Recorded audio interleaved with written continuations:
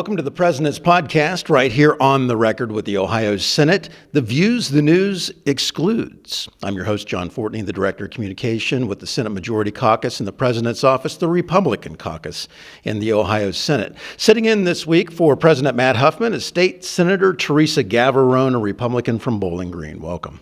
Hi, good to see you, John. You know, one of the things that you're very concerned about is protecting Ohio's elections. And you have a couple election-related bills out there. Last week, we also posted a video of you and Senator McCauley with your press conference as you rolled out Senate Bill 215. Tell me what Senate Bill 215 does. You know, for decades now, foreign nationals have not been able to contribute to the campaigns of candidates.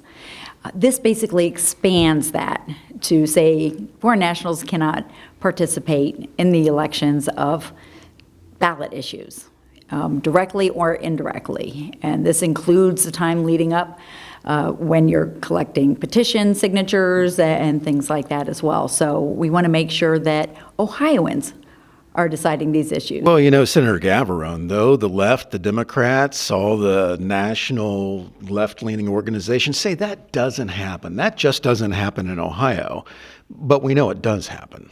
It absolutely does happen. If you look at the contributions by the 1630 Fund. Mm-hmm. Hans-Jörg Weiss, I think. Hans-Jörg Weiss, a Swiss billionaire who, for some reason, wants to play a part in our elections and in the landscape of the state of Ohio. I mean, if you look at election finance reports that just came in, the Independent Redistricting Commission initiative, $500,000 came from the 1630 Fund. It's more or less just an unlimited money pit for a lot of these left-leaning groups to try to find a spot, buy a spot, in the only simple majority protected Ohio Constitution. The Constitution is really an easy target.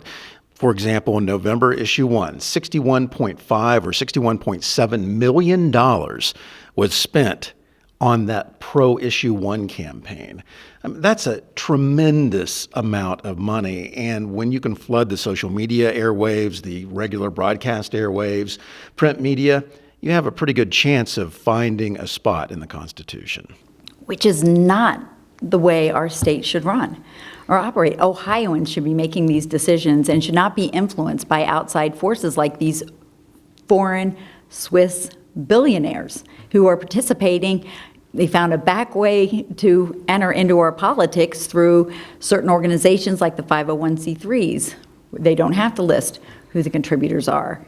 And they're using these to change the landscape of Ohio. And legislating by constitutional amendment is really not how the government was set up to run. Absolutely. Because when you just try to put yourself into the Constitution by putting yourself on the ballot every November, what is missing, would you not agree, are hearings in Senate committees, hearings in House committees, a thorough vetting of what's actually in that statute or actually in that constitutional amendment that the voters are considering. That's absolutely true. I mean, you look at the committee process, there's a lengthy period of public participation where people can come in and testify. You hear all sides of an issue to make a better informed decision.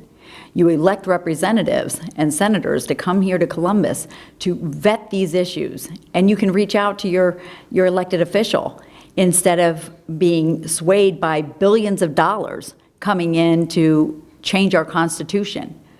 That's not the way our state laws should be determined. You also have another Senate bill, and this one is a bipartisan bill, I believe, Senate Bill 137, correct? And what does that do?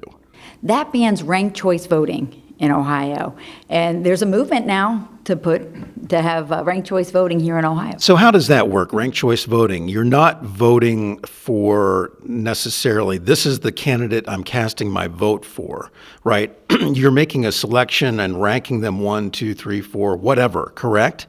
Correct. So if you have, say, 8 candidates running in a race, the voter would go in and vote first choice, second choice. You would rank each candidate. It's like I'm choosing my dinner meal at the chicken dinner somewhere, right? Would you rather have chicken or salmon or whatever it is? Yeah, and an order of preference. And then if you think about some of these counties or some of these races have a number of these. So you'd have to know something about how many different candidates, if you have how many different races with multiple candidates. So it's a constant tabulation then? It's a really confusing system Right. for the voters, but also in the tabulation process. So the way it works is if no one gets 50% of the vote, or 50% plus one, Sure. if no one gets a majority, then they knock off the lowest performer and they retabulate. And they keep doing that until someone's got a majority. It skews the results. That whole process almost sounds like miniature elections within that election.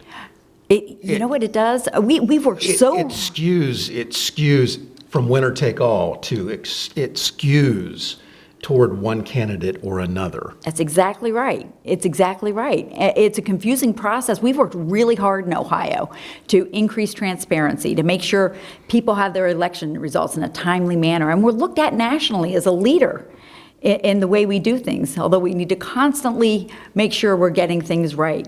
But to have a system that undoes that confuses voters and really clouds any kind of transparency. People don't understand the tabulation process.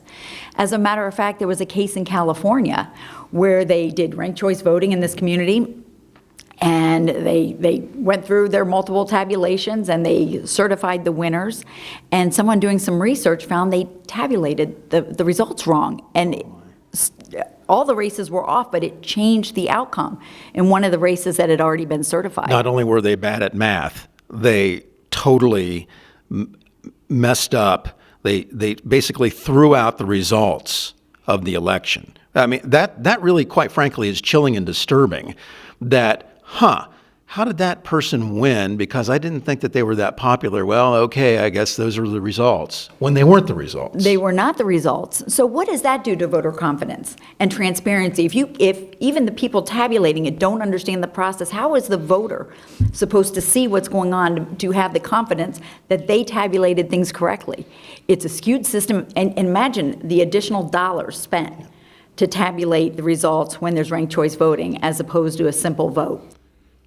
And two, you think about how we run each county board of election in Ohio. They come up with how the ballot should look, correct?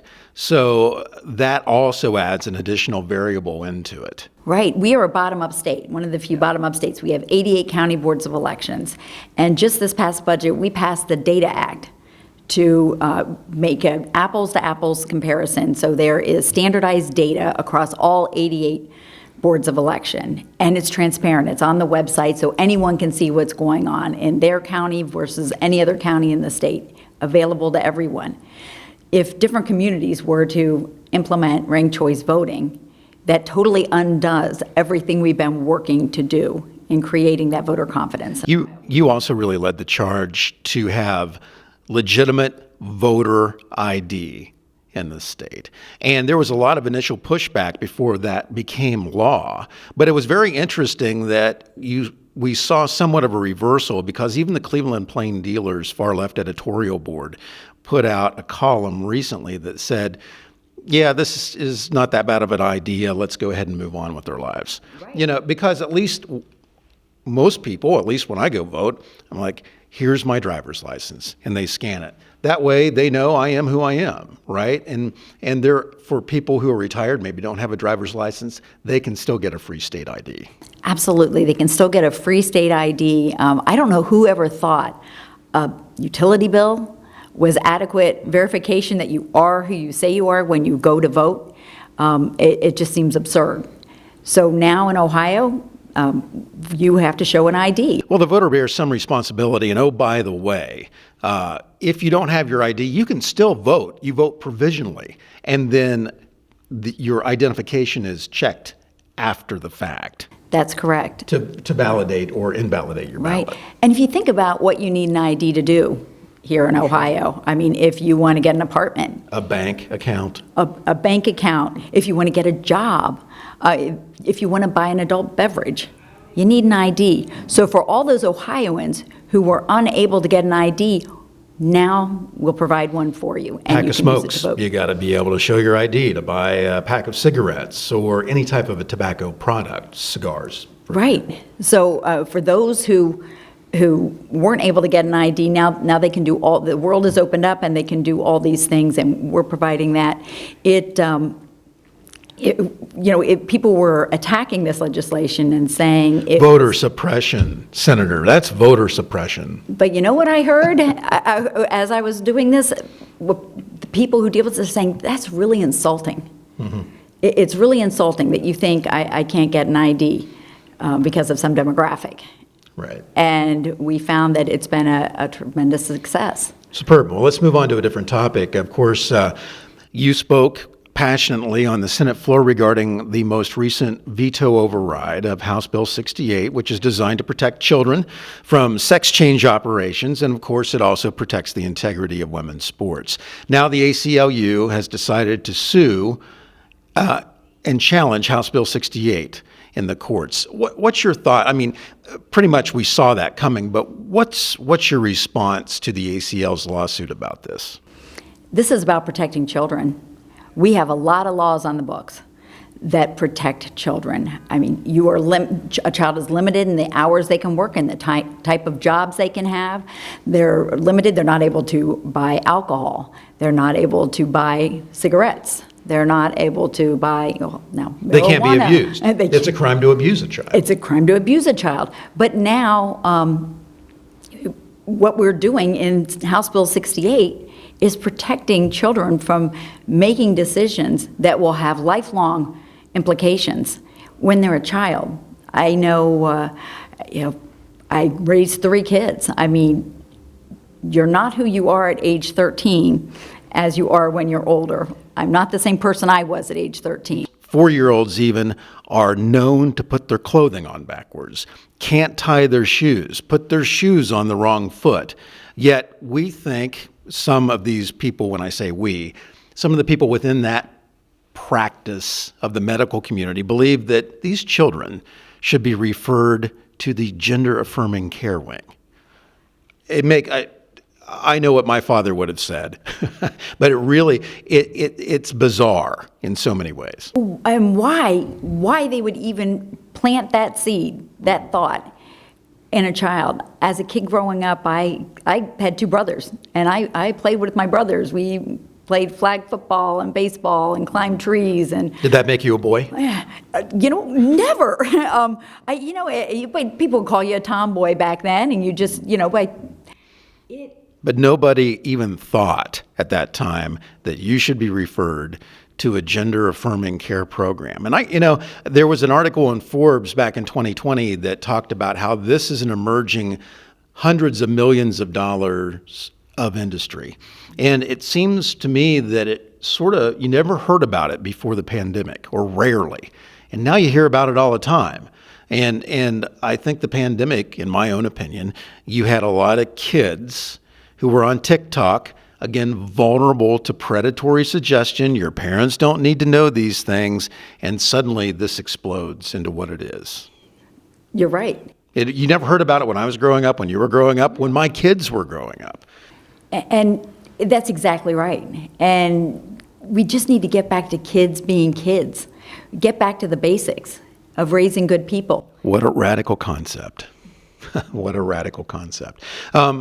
Also, some news made this week with the Attorney General having a news conference, I think, with Representative Stewart from the House, talking about bringing the death penalty back, conducting it with a nitrogen gas instead of the lethal injection. Of course, the death penalty has been basically mothballed for some time now in Ohio, based on the governor's direction. What are your thoughts about how this debate should proceed or not proceed? No, the debate will proceed. I'm sure we're going to have a lot of conversations about that. There's currently legislation that's going through committee that would end the death penalty altogether. But the death penalty is actually an important tool used by prosecutors. If you think about the families, the victims and their families, they do deserve justice. And if we can bring about a more timely resolution so that they can move on, That's a good thing and something we should strive for. Well, the heinous murders that happened in southern Ohio several years ago that the state BCI became involved with in the investigation, and the death penalty did play a role in that, in achieving certain plea deals and getting people to testify, because you do have a family grieving the loss of multiple members of their family, wondering what happened. We do, out of fairness, there are certain members of the Ohio Senate that don't agree with the death penalty, think life in prison is a severe punishment, even worse than the death penalty. I did hear that this was a question that comes up sometimes. And I think it came up during the news conference this past week, and that is, if you're pro-life, how can you be pro-death penalty? Well, there's a big difference between being pro-life and pro-death penalty. When you think about the innocent life that's growing in the mother's womb, an innocent child, an innocent baby, that's a lot different than someone who has committed a heinous crime, who's caused the death of another, who has just... Or murdered a mother and her unborn child. I've never heard of a baby being charged with multiple homicides. Babies don't commit murder. Babies don't commit crimes. Babies are innocent. And the only people who are subjected to the death penalty are the people who have committed the worst crimes against society. And there is also a very lengthy appeal process, too. It's not you've been convicted and sentenced to death and next week. I covered the Wilford Berry case in Ohio back in, I think that was 1999, and he was called the volunteer. He wanted to be put to death, but it took quite some time because there were multiple appeals filed on his behalf from those who said, he doesn't know what he's talking about, we need to have, and so it is not an automatic process in the state of Ohio. Right, and it shouldn't be. We need to make sure that we've got the right person. We need to make sure we get it right. But in those cases with the worst of the worst, I have grave concerns about taking the death penalty off the table. Well, let's talk a little bit about some of the ideas on the table as far as the economy in Ohio. When I first started in the Ohio Senate in 2015, there were 9 tax brackets. Today, there are 2. So we have been able to the Senate has been able to reduce the overall income tax burden on Ohioans. In fact, people making a little over $26,000 a year pay 0 state income taxes. One of your colleagues, Senator Lang, has an idea to finally push all the way and to rescind the state income tax altogether. Where do you stand on that? Do you think it is a conversation worth having? I do believe it's a conversation worth having. I believe that your hard-earned money is yours and not the government's. So we've worked hard to cut taxes in our most recent budget. We saved taxpayers, I believe, $3.1 billion. And collapse those tax brackets to 2. But what can we do to help you keep your hard-earned money?